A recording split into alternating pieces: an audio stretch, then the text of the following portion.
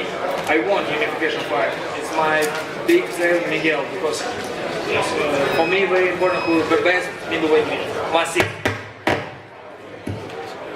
Or now Miguel, maybe Sullivan, and IBF champion from Australia. Tom, how realistic is Solomon unification bout next? Well, again, it's Gennady wants to prove that he's the best middleweight champion. The only way to do that is to fight the other champions. So we would go out and try to make a Sam Solomon fight if it's possible. We can't force anyone to get in the ring. We saw that with the Chavez fight. We agreed to a lot of different conditions to get the Chavez fight. It didn't happen. But, Daniel Geale was a tremendous event here in Madison Square Garden. So to answer your question, that would be one of the goals. If we can't get, I think Abel would agree that Cotto would be at the top of the list right now. Chavez is at the top of Abel's list, but as far as Miguel Cotto being the WBC middleweight champion, I think a fight between Miguel Cotto and Gennady Golovkin at the big arena here in Madison Square Garden, there's no bigger fight that can be made right now in New York City, and that would be at the top of the list for me. You guys did the moment before the last stop. Did you really think it seems like you sit down your punches a lot. What is it? You didn't really sit back and punch while you got you feel that punch is enough to knock him out. This is close decision. Decision for hard punch. Yeah, I feel a little bit hit. Punch me, I'm ready for lucky punch. Good left hook. It's a good decision. Just to expand on that, there's no question about Gennady's punching power, but there's also, I think after tonight, no question about his chin. He was in with one of the biggest punchers, Curtis Stevens, in the middleweight division, and didn't get affected. And after Daniel valiantly and bravely threw a big punch, and Gennady countered it, and there's just nobody that can stand up to his punching power. But it also shows what kind of punch he can take and is willing to take to put on an exciting and impressive performance. And that's really what Abel has instilled with him, is not to outbox someone, but really take the fight to him and do whatever he can, not to look for the knockout, but the way Gennady fights just creates the knockout.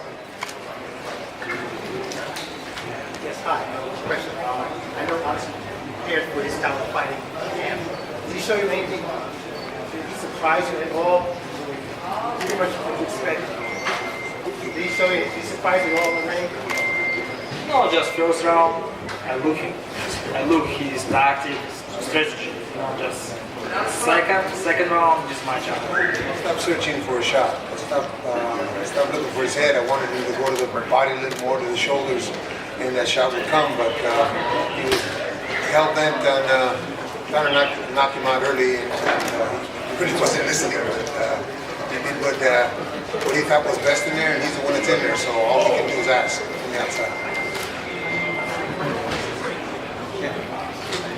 Were you surprised by the fan turnout today? And did that fuel you or motivate you at all to play? Not big surprise for me. I think my friends and all people, he understand boxing, and so he love it. Style, like my style, like Mexican style. Just fight. It's not boxing. This is fight. It's not game. It's fight. I think people love it. This style. It's very good for me, for everybody. You are one of the rising superstar of boxing, and in Paris, thanks to the Latino community, we love you. And we were all salivating at the fight that was about to happen between you and Chavez. I understand that there's a lot of things that you can now manipulate, but how did you feel about now fighting Chavez? Thank you. No, just this question is for me. I'm ready 100%. I want this fight. I want this fight, I need this fight. I understand my situation. Just maybe I need time for great show, for biggest fight. Just time. I think just to add to what Gennady is saying, that's really more of a question for Chavez. I know Bob Arum put a big guarantee in front of him, also put a guarantee in case he lost.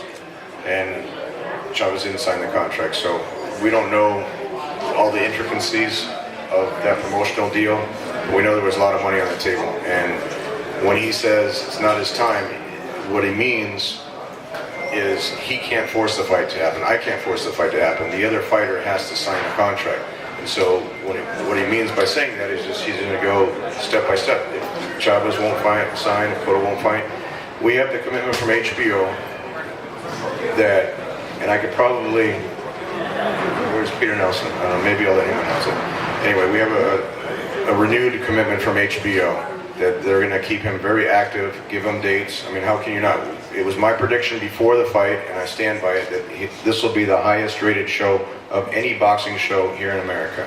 And that's a tribute to somebody from Kazakhstan, living in Germany, training in Big Bear, and it's only been less than 2 years to fight here. And it's just the way, the excitement that he brings to the ring, and the fans seeing that he's willing to fight anyone. Again, we can't force him to fight, but that's what the fans appreciate. And it's kind of the Mike Tyson effect in America here that Gennady's bringing to the middleweight division. What is his next fight? The next fight would be in October or November. For Gennady and for Abel, obviously you say you like the big punch, the knockout punch, but how critical is your technical ability to setting it up, the way you cut off the ring and the way you jab? I'll show you next time my technique. Just say, give me a big fight, big name, I show you my technique. This fight. No. The market right now is kind of flooded with pay-per-views, some deserving, some not. Is there any rush to get them on pay-per-view? There's no rush. The only way it makes sense to do a pay-per-view is if he has a pay-per-view opponent. And I think there's three clearly out there. It's Canelo, it's Cotto, it's Chavez. Mayweather is a little bit unrealistic, and Gennady's never called out Floyd. It's just when people ask, would he come down to 154 and fight Floyd? The answer is yes, but that's not calling him out because Floyd fights in a lower division.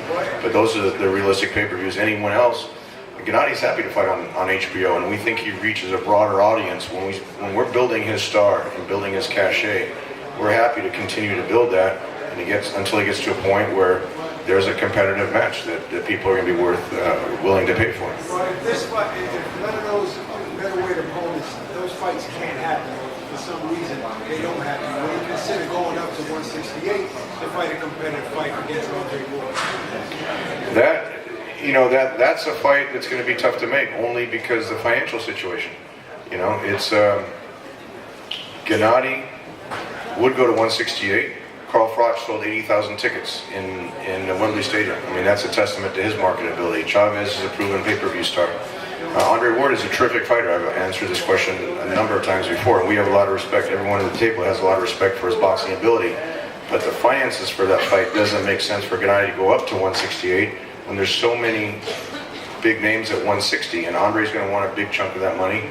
And for Gennady to move up, he's going to want a big chunk of the money, just like he was going to get to fight Chavez. That was a pay-per-view financial structure, and the money was there to make that fight.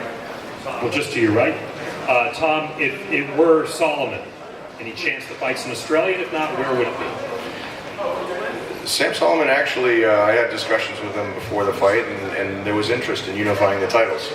HBO would show that fight as a unification fight, and I think it would make sense. Just like Geale fought him here, Solomon would fight him here, and it'd be on pay-per-view in Australia, and we think that would be a big event. In the U.S. When I say here, I mean the U.S. I mean, the Garden has become our first choice, but they're very busy in the fall. They have the Knicks scheduled again, and the Rangers starting up, so they're very busy on Saturday nights in the fall. So if it can't be in the big arena, we would find a different location, and we really want to branch out. I mean, he trains in L.A., and he gets mobbed by a lot of the fans when he goes to the fights there in LA. And also Vegas is the market that's very interested in hosting Gennady. So we want to develop him in all the different cities. But New York is clearly the media capital, and that's part of the reasons why he's been so successful. Tom, sorry to interrupt you. Another question. I think you just kind of answered it, but with playing on with Gennady, he's saying he has a Mexican style, trained by a Mexican American, trains in Big Bear. What would be the likelihood that you would find a fight at the Forum, even at the Staples Center? I think that depends on the opponent,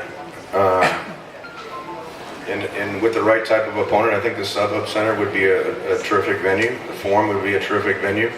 The Chavez fight, you know, even when it was rumored to be out there, we got a tremendous response, and I think that would have sold out the forum with that. You know, there's a lot of Russian-speaking residents, and when we did the Klitschko fights, when Vitaly fought at Staples Center, when he fought Lennox Lewis, and when he fought Corey Sanders, and when he fought Chris Arreola, I mean, we had a big turnout at Staples Center. So we feel that would be a great. Gennady would be a great star in LA. We just need the right opponent to make it make sense.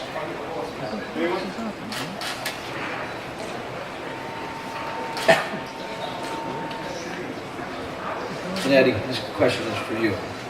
You obviously had the stars aligned tonight. A lot of the names you consider casual boxing fans. You have Donald Trump, Michael J. Fox. How does it feel to bring these type of names out, come to see you?